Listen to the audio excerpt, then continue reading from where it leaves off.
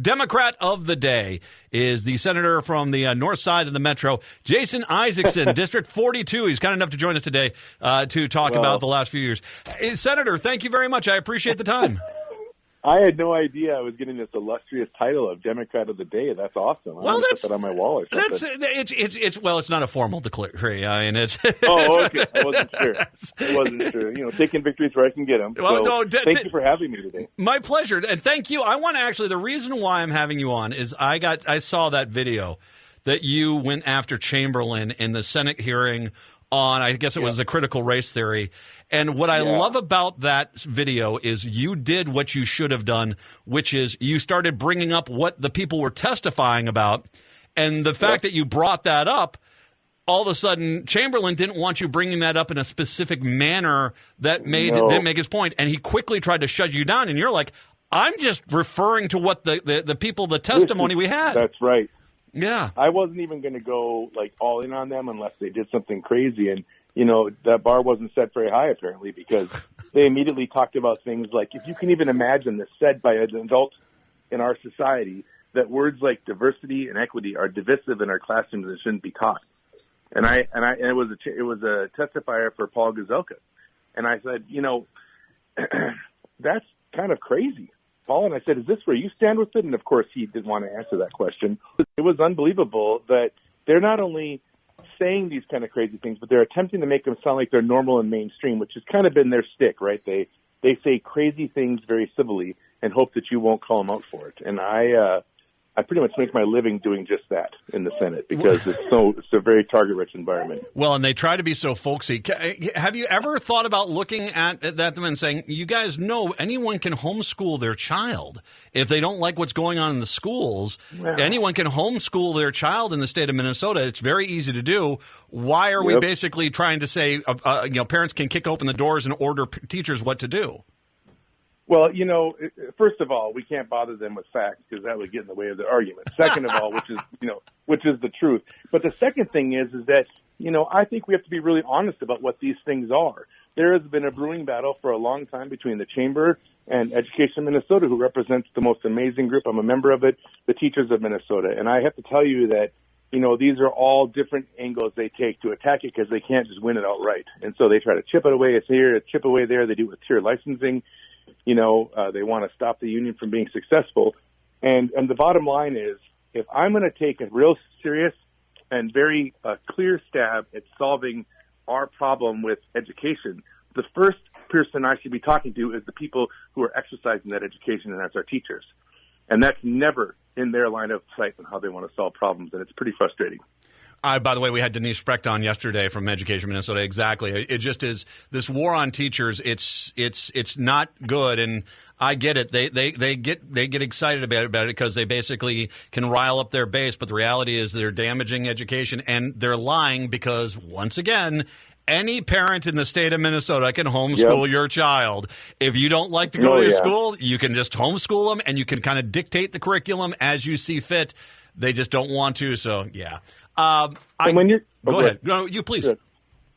I was going to say, for those at home that are listening, when you're watching this stuff happen at the Capitol and it seems confusing, just put the lens on of how can I attack public teachers and how can I attack education in a way that makes it a way the far right can raise money and attack unions. That's really what the motivation seems to be a lot of these times. And, it isn't just in this area. Just earlier on the floor, that same day, Senator Gazelka was promoting a bill that would put $1 million into a fundraising account for recruiting more police officers. And I'd asked the question, maybe what we should do is spend $1 million training police officers for the they actually have that might cause them more people to want to be there. Why don't you improve the job rather than taking out some billboards?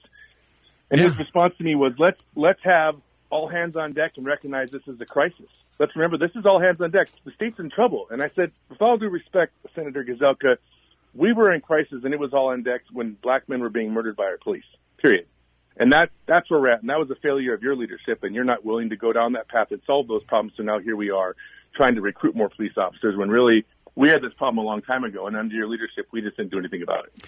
I don't want to overstep my bounds, but, Senator, every time these guys talk about police and law, the first thing out of any DFLer's mouth should be, by the way, can we make it illegal for anyone who's a white supremacist, a Nazi, or a member of the KKK being a police officer in Minnesota? Can we get that on the law books now?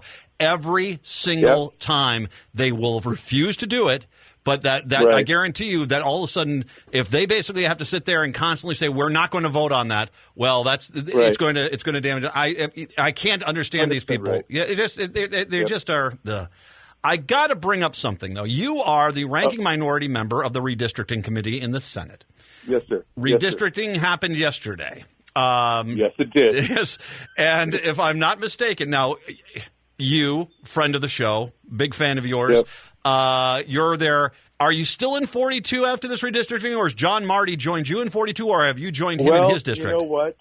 It turns out John Marty and I are now in a new district called Senate District 40, and John and I had a really nice talk last night. We're friends.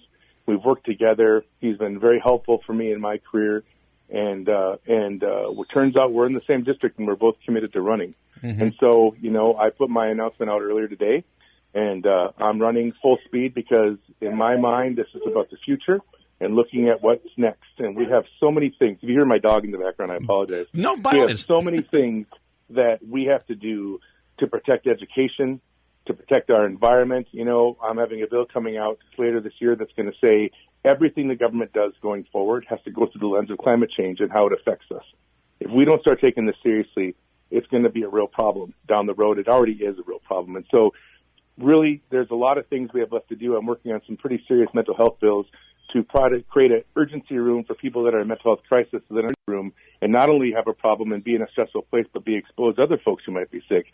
Let's put them in a situation that actually works to help them rather than exacerbate the problems. And so, I'm really energized by that, and it's exciting. And the new district looks like a lot of fun. And John and I have really committed ourselves. We're going to abide by the endorsement, and we're going to work to have a very pleasant, open, honest discussion about the issues and let the delegates decide who they want. And I'm pretty excited of what's going on, and the feedback I've been getting from the district so far has been amazing. I'm gonna be honest. I love you both. You're both fantastic. It's a crime that I want both of you in St. Paul. I want both. I mean, if we can figure out some way to get both of you in St. Paul, we'll be better for that. So right. all my best on that, and by all means, it's good luck on that. I know that between you and Senator Marty that there's going to be a fantastic senator out of that district. I was looking at the redistricting yesterday, and I know the DFL has not been the most forthright, but I was looking at the maps and saying, okay, I see 58 fairly solid DFL seats in the metro area alone. Duluth, Rochester, St. Cloud, Moorhead. We had Heather Keeler on yesterday from Moorhead, the seat there. I saw 29 relatively safe metro area Senate seats. And I keep saying to myself, okay, I know the Republicans are acting like, oh, this is not a bad map. The writing is on the wall. They have to kind of sweep to kind of win. I'm not saying we don't take it lightly. I'm not saying we don't campaign like everything's on the line, because it is. Right. But these redistricting maps look like they do favor the DFL. Well, I think that what I try to point out to people is that, they created more swing districts than they had before, right? And so there's some challenging areas that we have to be careful about and really be thoughtful about the way we're going to campaign. But I think what's been really exciting is watching our Senate caucus come together and really kind of putting the big picture in front of us of what we've got to do and work as a team, and so it's made these moments so even though I'm paired with Marty, we're both eyes are on the prize of what's next to get a majority, regardless of which one of us is there. And there are some really unique pickup opportunities for us in Rochester, in different parts of the suburbs and exurbs. I think there's some real opportunities there, and I feel really good about what Senator Putnam brings to the table in St. Cloud. He's got a lot of support there in a district that I think he'll do well in. Senator Kent Eakin, of course, in Moorhead, along with Representative Keeler, I think they really represent that area well and carry a lot of weight with folks there. Even though his district wins for Trump, but he continues to win because he's authentic and real, and the people respect that. And I think that's what we've got to do with these maps is really focus on how do we bring a message to people that they're actually concerned about, and not let ourselves get washed up in the national craziness that's happening and how the media kind of hypes a lot of that stuff at the national level. Let's stay focused on what here is good for Minnesota. And the other thing I'd point out is, the suburbs are the majority of our population now, right? And so we have to be really thoughtful about where we're placing our candidates and how we're going to work and what we want to focus on. And I think there's some real opportunity for us to genuinely keep the House, take the Senate, and then start making some good changes for Minnesota. And I don't want to speak out of turn. I will say this. I was looking at some of the districts. As you talk about swing districts, I see that for far more for the GOP. I mean, Osmek's seats is going to be a nightmare for him to try to hold on to. He's got now Southern Plymouth. Yeah. Isaacson is in big trouble. That district is now a much more metro area. There are a lot of seats. I'm not saying that it's all slam dunks. I mean, Julia Coleman's seat is definitely more blue than it was, but it still is probably a 50-50 seat. But, I mean, it does seem like the Republicans did because of what happens with redistricting when you have a large metro area. Things moved in towards the core. Well, and they had a lot of combinations because they just didn't have population in greater Minnesota where they were. They have 4 different districts that have matched incumbents, not counting their retirements, right?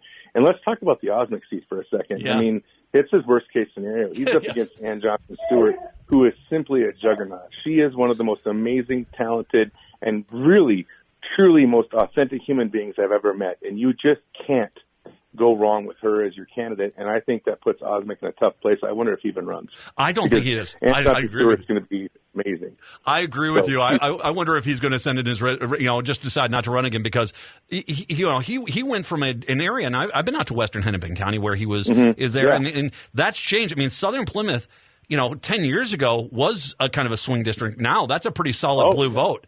And so that's a tough haul for him. He's not going to get back in there I just don't think he can win that district. And when Ann flipped that seat, right, from Senator Anderson, she flipped it by a lot, and I think that's going to be part of the problem that Senator Osmek's going to have to realize is that she's popular and maybe the hardest working human being I know. And so that's going to be amazing. And her experience is kind of a double threat, as a woman in the suburbs who's a professional that owns a business and an engineer. Oh my gosh, who not only that, but she's got a great Twitter game. You can check it out. She loves wonderful videos from her projects on the road, and it's just pretty amazing. Oh no, I don't want to. I can't make an official call on that race quite yet. I got to have a few more months before I can do that. Let's let the people vote. But I hear what you're saying, and I appreciate your optimism there. It's pretty awesome. Pretty awesome. So we, as we say goodbye to District 42 here, you do have one session left here. Let's talk about what do you want to champion for 42 in this last session that you're going to be dealing with before the election. Well, thank you for asking, because where I'm really focused with Representative Muller, who does some amazing work in the House. If you ever get a chance to talk with her, she's spectacular. We're trying really hard to get ourselves some funding, bonding funding for a new firehouse around Lake Johanna that's going to serve 3 of the cities, but more importantly, is going to have contracts to serve throughout the state where needed, and we'll have a hazmat facility for disinfecting. And so this is a really important part of the infrastructure cog, and we're excited about including that. It's in the governor's budget, and that's one of my big focuses. And the other thing is just making sure my constituents are taken care of. Mental health is an issue. This whole bill I had about an emergency room for people who are in mental health crisis comes from a story of my constituents. It literally is the purest way bills are made, when a constituent comes to you with a problem and you find a way to solve it. And that's what we're doing there. So there's a couple of really important things. And finally, I'd be remiss if I didn't say fully funding education. We just cannot be lax on that anymore. Minnesota is a great state because we educate our people and we educate them well. And that needs to continue if Minnesota hopes to continue to be an amazing state to live in. One final thing I want to talk about. You are on mining and forestry as well. You're on that committee. Oddly enough, I am. Yeah, well, but it gives you a great insight here. I mean, there have been a lot of changes here. I can tell you the idea of these mines by the boundary waters is a bad idea. And and I think that now that these are kind of being put to rest, your thoughts on this? I mean, you're feeling, I'm presuming, like this is the right way to go to make sure that the nature up there is preserved. Listen, Minnesota is flush in water, right? And one of the, I think, natural wonders of the world for me is up in the BWCA, and it's just not acceptable to be mining up there. I don't think it is. Well, unless we have the science that proves it, which we don't, I don't imagine why we would do that. And so for me, protecting water up there is of paramount importance. President Biden, I think, did the right thing, and we're going to continue pushing to make sure that we limit that environmental impact as we move forward. I understand the argument of needing those precious metals to do a lot of the things we want to do with green energy, but we've got to figure out a way to do that in a way that doesn't take us out of our environment in the first place, right? And that's the problem. We've got to protect that water. That is a national treasure up there that cannot be messed with. Oh, I gotta tell you the truth. It's like I want you in St. Paul. You're just a fantastic senator. You represent the people very well. I want you in St. Paul. I can say this about John Marty too. I love him too. I mean, all my best. It does sound. I'm glad you guys talked. And I'm glad you guys are working this out. All my best in the primary. We'll see what happens there. I will make sure, for the record here, John Marty is more than welcome to come on the show as well as the Democrat of the Day if you'd like to. But I will give you that. I will give you the opportunity here. If people would like to find out more about your campaign specifically, what's the website so people can go to? My last name, Isaacson, Isaacson, 4SD40.com, FORSD40.com, and that's my website. And come and check it out. And interact with me. Let me know. As I tell everybody, give me a call and yell at me. I'm always happy to listen. Right? We don't get enough of that, and I want to hear what people are thinking and find out how I can be a better champion for our progressive values. You are always welcome on this show. I mean, in any capacity, Senator, you are always welcome on the show. Isaacson, ISAACO, CSON, FORSD40.com. That's going to be the new campaign site for Senator Jason Isaacson. Senator, thank you very much. I appreciate you being Democrat of the Day today. Thank you so much. I'm going to go upstairs and brag to my wife that just happened. It's going to be awesome. I'll send her a note if you need me to, sir. Senator Isaacson. And once again, I posted his rant against Chamberlain saying, doing exactly what they brought on all these people that were trying to scare people into their point of view. When he started just quoting what they and holding them accountable for it, they freaked out because he was exposing them for the fraud that they were. And they tried to shut him up. And, there is nothing I liked better than watching Isaacson make Chamberlain upset. Oh, you pansy.